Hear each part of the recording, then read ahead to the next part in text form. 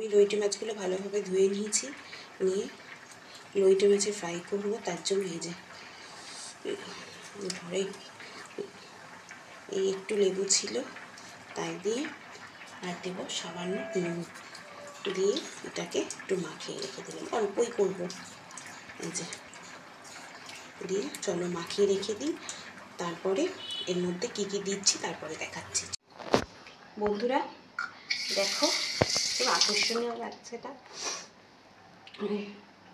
দেখো কিরকম জল বেরিয়েছে। এই যে এটা আমি এবার ফেলে দেব। এর মধ্যে দেখো একটু আদা, রসুন, পেঁয়াজ সব একটু একটু করে দিয়ে দিলাম।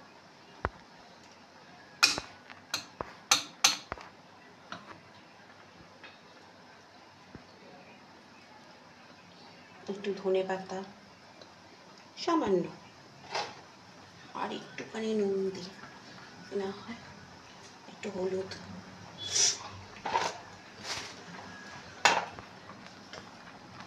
আর দেবো একটু লঙ্কার গুঁড়ো।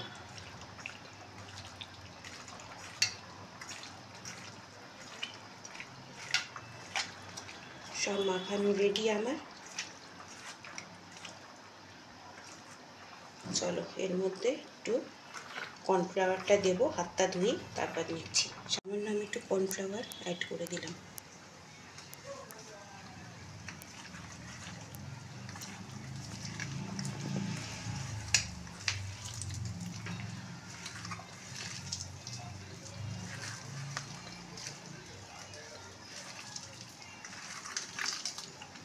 চলো এর মধ্যে একটু জল দিতে হবে গো।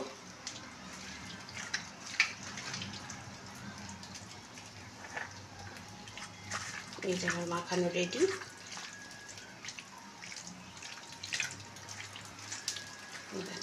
একদম মাখানো রেডি। চলো তেলটা গরম করতে দিই, চলো সাথে থাকো। বন্ধুরা তেল একদম এসে গেছে, এবার মাছটা ছেড়ে দেবো।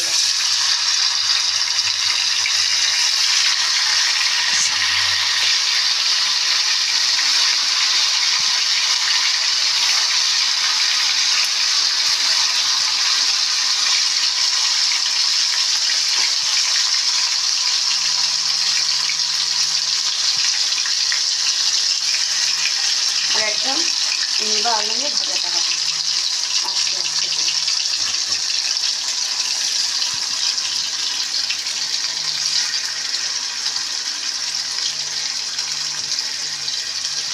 চলো এই এমন না একটা বাজে স্বভাব জানি তো বন্ধুরা, এই চলো চলো চলো কতবার বললাম বলো, কতবার ব্যাড হ্যাবিট, হ্যাবিটটাকে চেঞ্জ করতে হবে।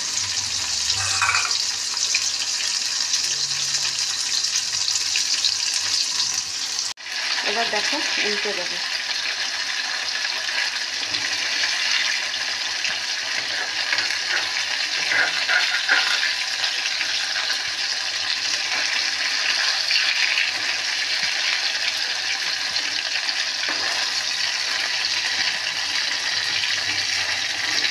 আর একটু হোক জানো, তারপরে উল্টে দিচ্ছি, তারা একটু হোক।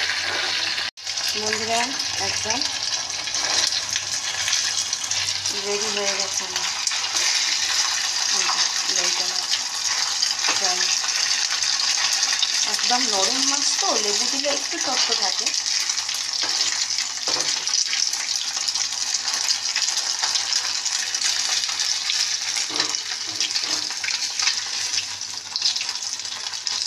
চলো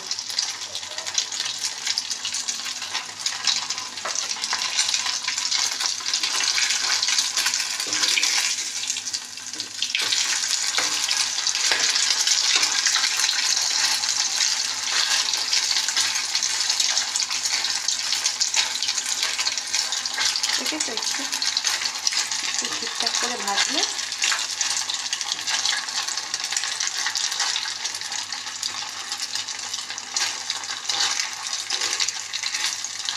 হয়ে গেছে আমার লইটা মাছের ফ্রাই।